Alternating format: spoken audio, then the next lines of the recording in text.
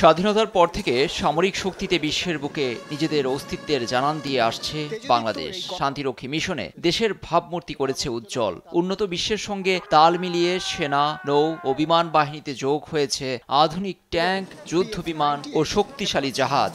শত্রু চোখে চোখ রেখে এগিয়ে যাচ্ছে লাল সবুজের দেশ।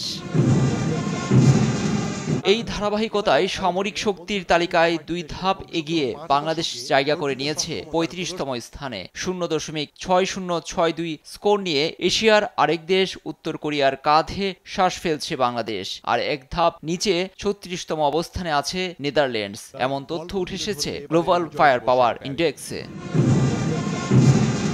বরাবরের মতো শীর্ষস্থানে আছে যুক্তরাষ্ট্র।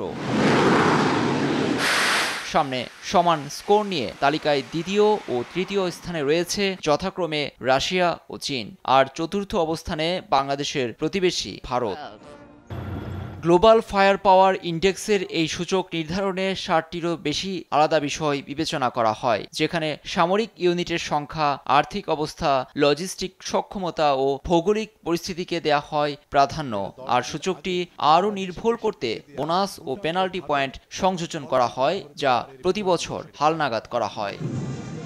গ্লোবাল ফায়ার পাওয়ার সূচকে শীর্ষ 10 দেশের মধ্যে আছে পর্যায়ক্রমে দক্ষিণ কোরিয়া, ফ্রান্স, জাপান, তুরস্ক এবং ইতালি। লুৎফর কবির, নিউজ ডেস্ক, দেশ টিভি।